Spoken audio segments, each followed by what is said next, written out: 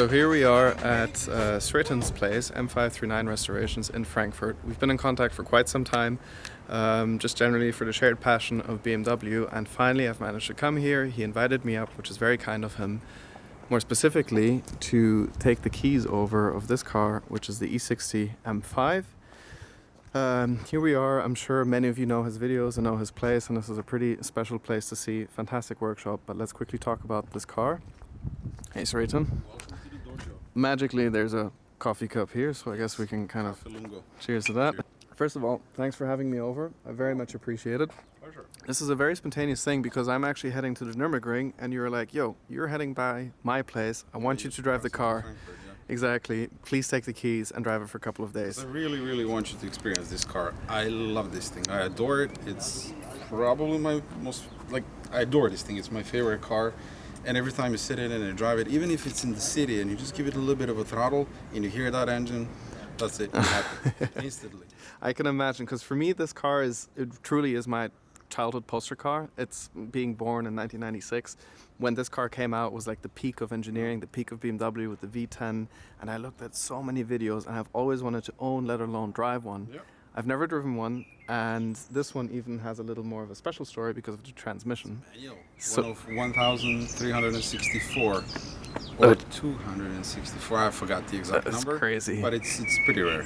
Do you maybe want to quickly give us a rundown, briefly, story of this car, where you bought it, what was the history, the condition, etc.? Yeah, I bought this car randomly, should I say. I wasn't looking for one, but a friend sent me a listing at Craigslist in the US in North Carolina. It was listed for 7,400 euro, and this was right at the beginning of COVID and all of that stuff. And I think the guy just wanted to get rid of it quickly because he had a check engine light. The engine sounded really bad. And I got to talk to the guy and I offered him 5. He wouldn't take that, but he accepted 6 in the end. That was it. The car was shipped to Frankfurt. When he came here, it was disgustingly dirty. It's 55 shades of gray. As you can see right now, that door doesn't match anything else. So in the car. just standing here from this position, I can already see the bumper, the fender, the door. It's a different color. There's dents over there as well. So the paint is pretty, buggered. The interior cleaned up beautifully, and the engine issue actually turned out to be cheap eBay random aftermarket coil. So I fixed that by putting OE coil in it. The engine was running perfect. How many miles did it have? So I bought it with 230,000 kilometers or something like that. Wow. 232 or That's a lot of mileage for M engine, a Right V10. now it has 251,000 kilometers. And So, knowing you and the smile you have right now, you're intending to put a lot on there. oh yeah, my goal is to get at least 500,000 kilometers on this car. Which is what I love. And we just discussed this because the Alpina is back there, which is in perfect condition. And do check out the videos of that and also of this if you're interested. But that you're having a hard time driving. And It's this, so nice. yeah, And this I just took on a road trip to Italy. we saw each other in Como, Yeah. and you just drive. Park it wherever you want. They can hit it, they can scratch it, they can dead it. Yeah. It really doesn't matter because the interior is perfect, mechanically it's perfect. Yeah. It's all there except for the paint. Look at the front end. It's It's crazy. blasted. What's the max speed you've hit with it? I did 330 with it. Yeah, so That's all crazy. the way max. This car still has the wood trim in the interior. Oh, let's have a look. I'm really proud of. A lot of people don't like it, and they I like wood. advise me to put carbon fiber, but it gives a bit of a contrast to the interior, and I like a good set of wood trim. As you can see, 250,000 kilometers still looks pretty Yeah, decent. the bolster is pretty good. There's cars with less mileage which are worse. A little bit here, but Yeah. it still looks full leather door panels, leather dash, True. It's true. Alcantara head-up display. It has ventilated comfort seats.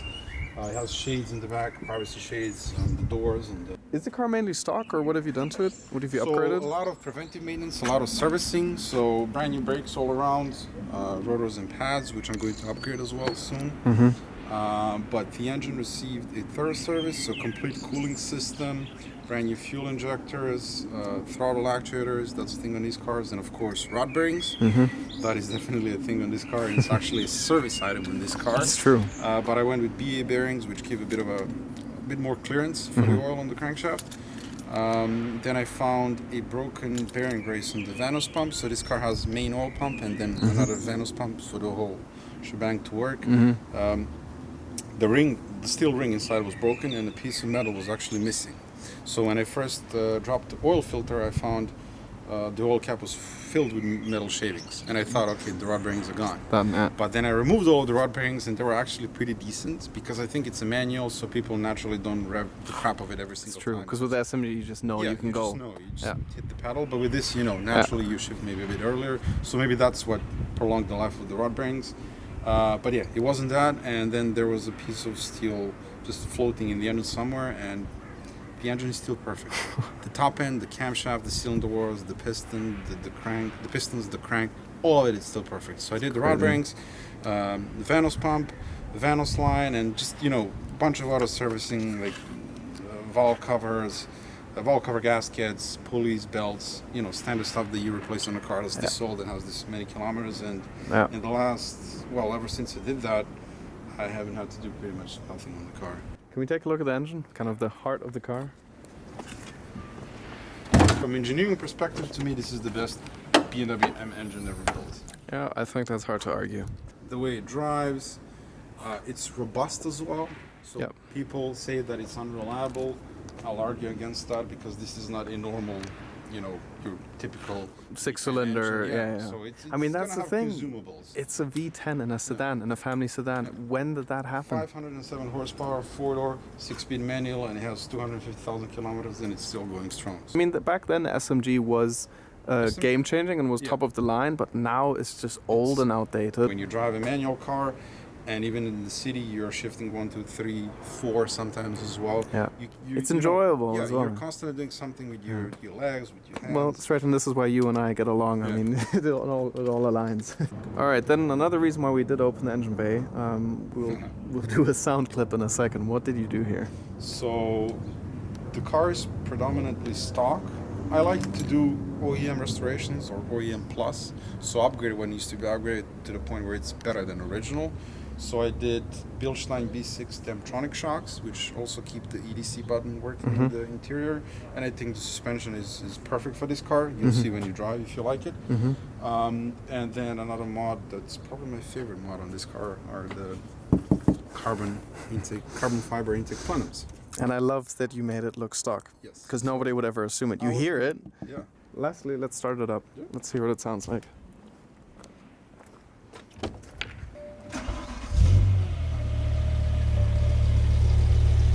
So tame.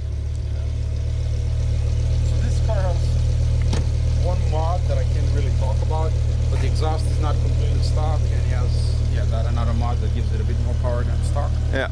I don't like obnoxiously loud cars. Forgot it. Hope you're gonna enjoy the car. Yeah, we'll see. I'll bring it back in one piece. Yeah.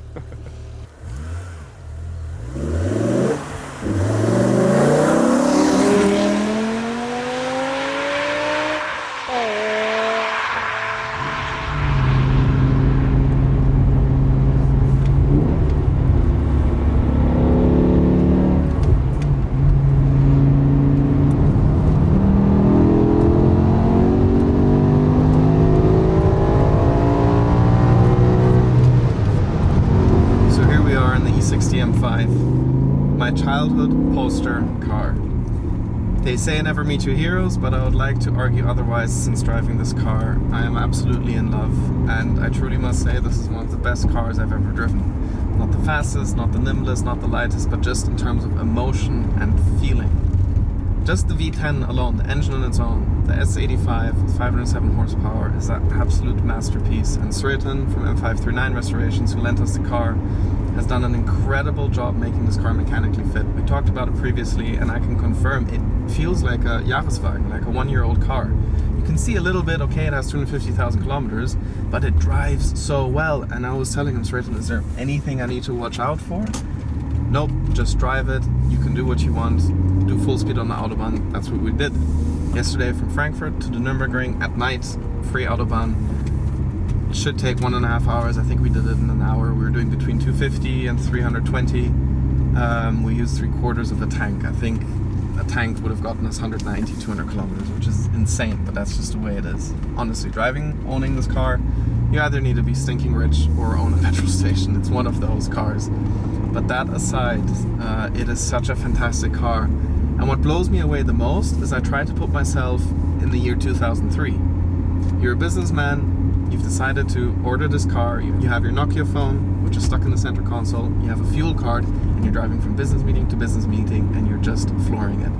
How incredible this car must have been. Nowadays, any car can have 400 or 500 horsepower with the turbocharged efficiency of the small engines. A Golf R, you can easily chip it and have 500 horsepower. But for me, this is peak of automotive engineering. A V10 in a family sedan paired with a manual transmission that simply didn't exist twice. That's the only time you could get that. That was the era before downsizing, all the environmental stuff, all the electronic stuff. You could just put out what you want. BMW had this car, the V10 M5, they had the V8 M3, and the U46 M3 with the straight 6, all in the same era. That is the peak for me, honestly.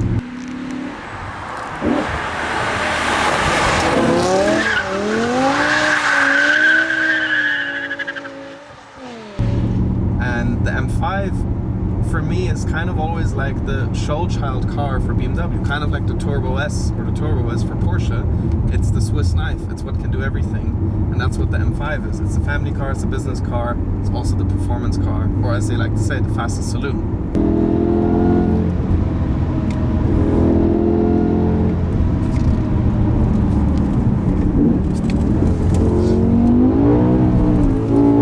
Very special to be driving such an iconic car. First time for me. I've always wanted to own one and drive one, and it's so special for me to get to drive it with the manual transmission. I think it feels wonderful. You can kind of tell that it's a little bit of an afterthought. The engine was designed for the SMG, so it doesn't feel fully matched, but nonetheless it's this typical notchy BMW manual feeling. You can do heel and toe, and the car is so incredibly quick. I mean, we're in second gear right now. It revs to over 8,000 revs, which I'm not going to do. Now we step on it. God, how it picks up. And the sound.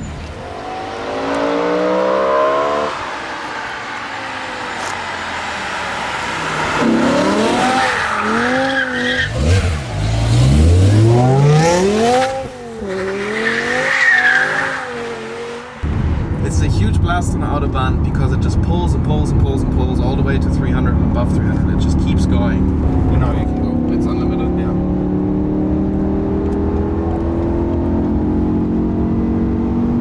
Well, it just picks up. You feel the van house going. Just really loves being in the high revs. Yeah. That's 7.5 revs to a bit over 8. I can't hear the blinker. Yep. That's what I'm telling you. You can't hear it.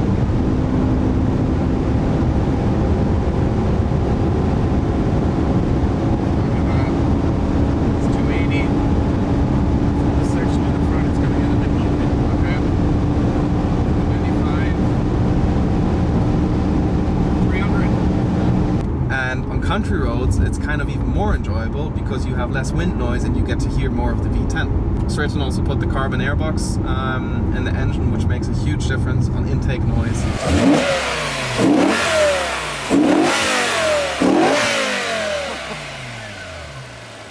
And from the outside, it's not too loud. It's kind of tame, but there is sound there, and I like that because I can daily it. I can put it in 6th gear, and I can truly drive it as if it were a 530i, completely tame, and nobody will know that this car is 500 horsepower, that you've just done 300 on the Autobahn. That's what I like about this car as well. It is truly one of those underdog cars. That was the era. Only people who are truly experts and know this car will say, oh, that's M5. The gills, the mirrors, the exhaust tips, and that's it. Nowadays, M5 or any M cars have all the spoilers and lips and fake intakes, and they're making noise and they're burbling, all this stuff.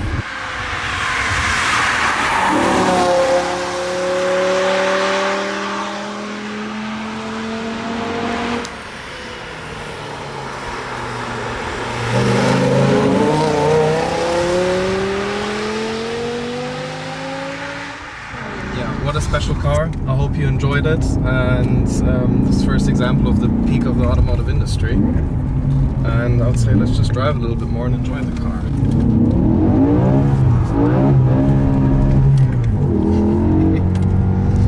So a big thank you to Sreten for lending me the car, for trusting me with it, even though this is his future wedding car, which is why I'm not taking it on the ring. Yeah, shout out to M539 Restorations, the link is down below, and I'll see you guys in the next video.